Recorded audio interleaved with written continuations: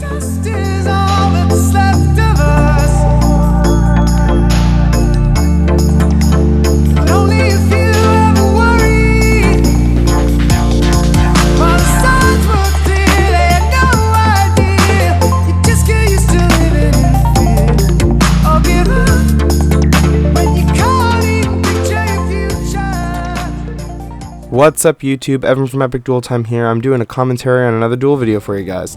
This is between Grant P on the left, piloting a Dragunity deck, versus Dan L on the right, piloting Mermails. Dan has the first turn, so he's going to set one back row and end. Grant's going to activate a terraforming for his turn and use it to search out a Dragon's Ravine. I am not as knowledgeable about the Dragunity cards as I should be, so bear with me if I get anything wrong on that. I haven't really read them recently. I probably should have, but I'll do my best to keep you guys posted on what's being played.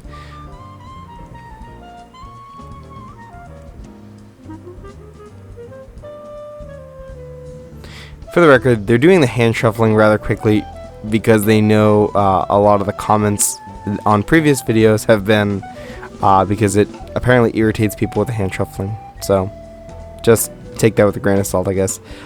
So Grant activates the Dragon's Ravine and he pitches the Zephyros from his hand and then sends Dragunity Phalanx from his deck to the grave.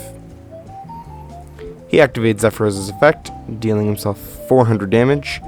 And adding the Ravine back to his hand, by which he can just simply reactivate. Like so.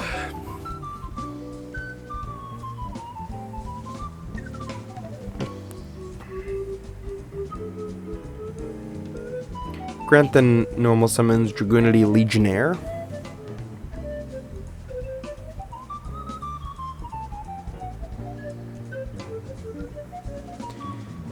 However, Dan negates it with Solemn Warning. Grant uses a Monster Reborn to revive Dragunity Phalanx. He wants to use them together to synchro for his Dragunity Knight Vajrayana. Vajrayana gets Phalanx, Phalanx synchros with the Vajrayana, and that's going to make a quick Stardust Dragon. Grant attacks directly with Stardust Dragon for 25, sets 2 and ends. Dan hits one of the back row with an MST, but Grant chooses to negate it. Clearly it must be very important. So, Dan activates a Abyss Megalo's effect, pitching a Dragoons and a Marksman, which will both get their effects. Grant, however, negates the summon of Megalo. The Marksman pops a Deep Prison, and Dragoons is going to search out likely a Deep Sea Diva, and it is.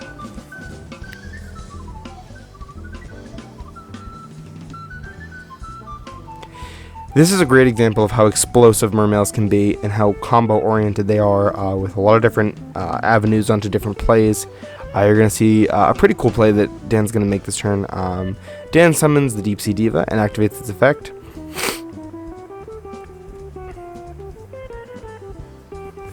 He special summons Atlantean Marksman.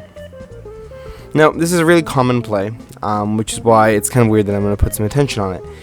He attacks with both Diva and then the Marksman, and the Marksman's going to get him his Dragoons. And in just a minute, Dragoon's going to attack as well. Now, what's interesting is what else is in his hand. He has an Abystius in his hand. And Abystius is a very, very combo-oriented card. Megalo is very aggressive in terms of being able to attack and do a lot of damage, but Abystius is a supporter. It is a builder of plays. It's a great way to get Gundy. It's a great thing to pitch for Gundy. Keep in mind that Megalo is in the graveyard right now because of a Solemn Warning, so this gives him an avenue into a very, very, very good play.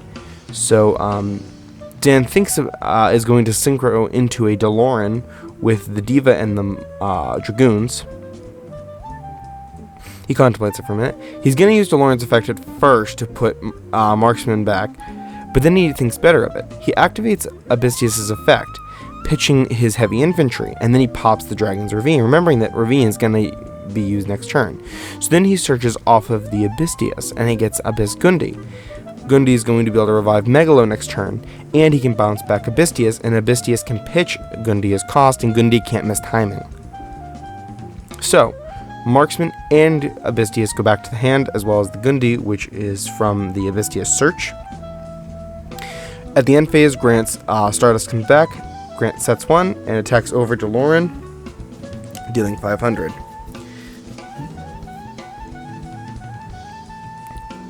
Alright, on Dan's turn, he's going to reveal the Abistius, pitching the Abyss Gundi. Sorry for the glare on this. I filmed this match right under a light. I should have filmed it in the other room. Right above this is a chandelier in my house, so I should have filmed this a few feet away from the chandelier. So I'm sorry about the glare. I'm going to do my best to let you guys know what cards are being played. So, off the summon, also the Abistius is going to resolve his effect and fetch a Mermail Abyss Pike.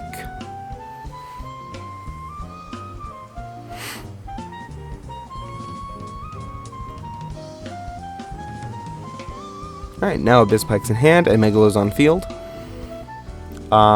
That's how fast and explosive the Mermail deck can be. It really does take very few cards to go into some pretty big stuff, and now an overlay into the number 11 Big Eye. Dan steals Grant Stardust. He uses Pike to pitch Marksman. Marksman pops the back row, and that's going to be game. Because there's no way Grant can afford to take that much damage.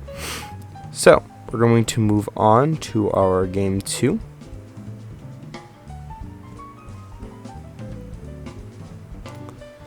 Grant's going to be able to take the first turn.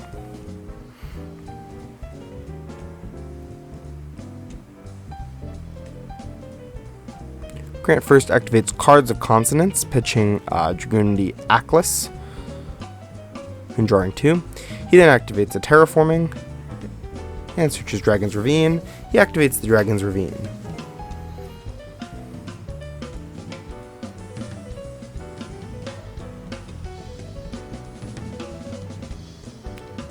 He's going to use Dragon's Ravine's effect to pitch the Zephyros in hand, which is cool because he's either drawn into or opened Zephyros both games. That's pretty important. And he pitches the Phalanx, uses Zephyros, bounces the Ravine, and reactivates the Ravine, taking 400 damage.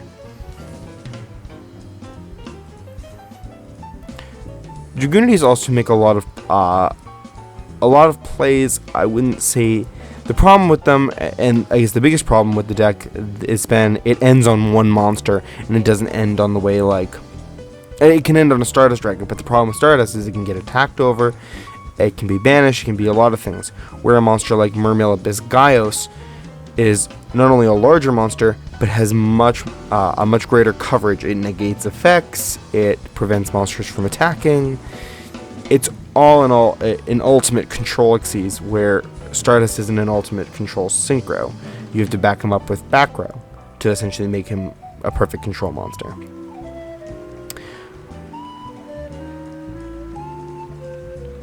Grant then pitches a Red Eyes Darkness Metal from what I'm guessing is his hand, and searches a Dragunity Ducks. He summons the Ducks, gets the Phalanx. The Phalanx summons itself.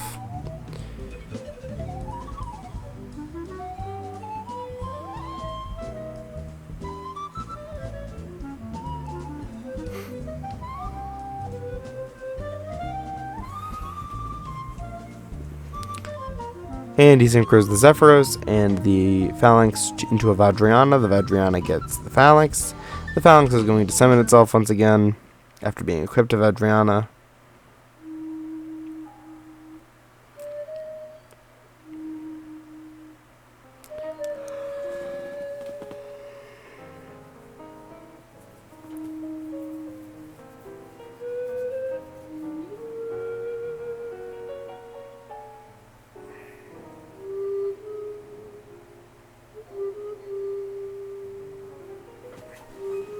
And he synchros the Vajrayana and the Phalanx into a Stardust Dragon again. And he sets one card and ends.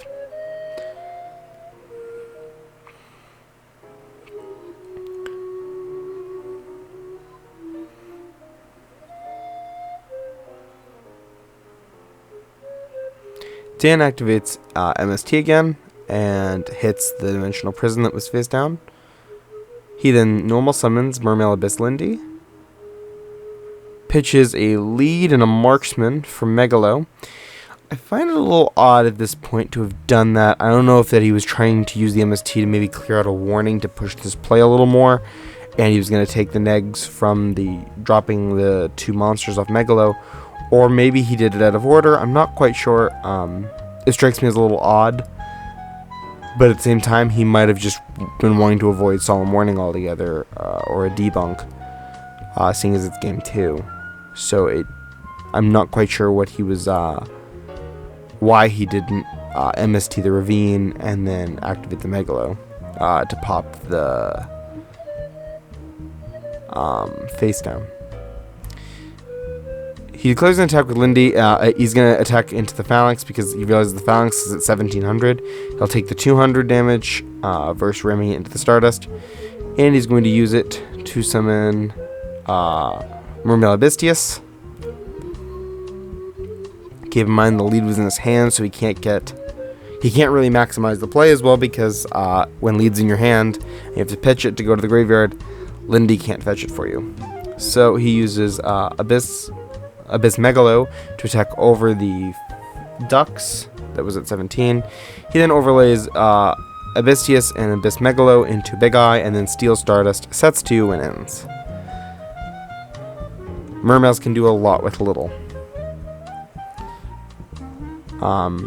Grant goes to activate Ravine, but Dan chains an MST. Luckily for Grant, he just has another Ravine. No worries.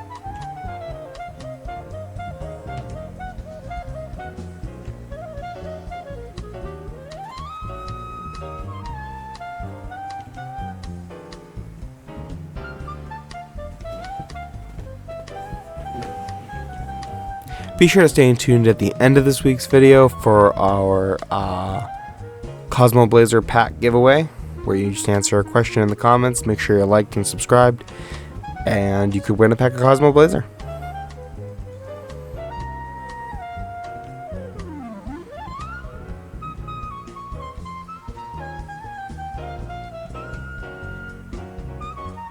So, Grant happens to have a monster reborn, and he reborns his red eyes.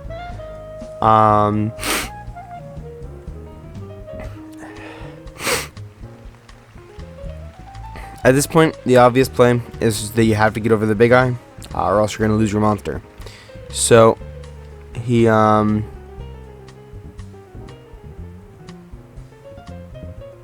were discussing foil reborns. But either way, the biggest choice is to make sure you get over the big eye. At this point, I don't think Grant knows until next turn that the Vajrayana in his grave is a dragon. And while it doesn't get its effect when it's special summoned that way, it's still a shield and it's still a monster. So you could just summon in defense mode. It's better to have a monster than get no monster. So Grant does attack over the big eye.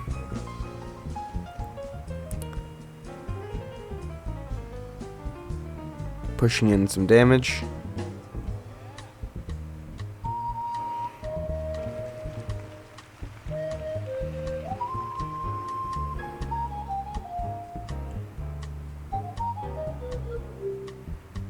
And I think at this point Grant realizes what he should have done. But it is Dan's turn.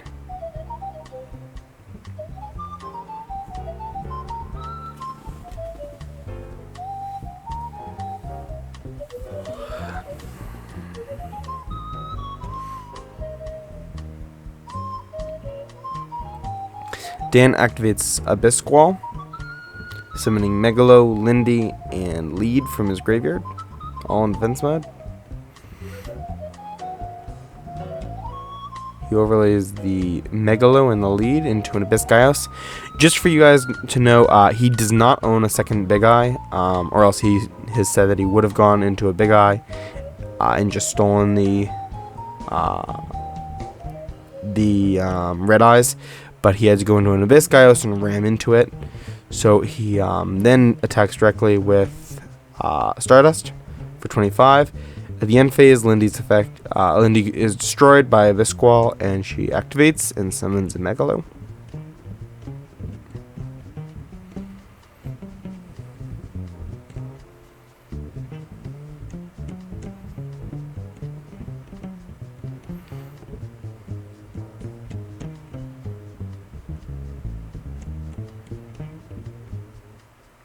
Grant uses the effect of the Ravine, pitching a card from his hand to search out Legionnaire. He tries to summon Legionnaire, and it gets summon negated by Dan.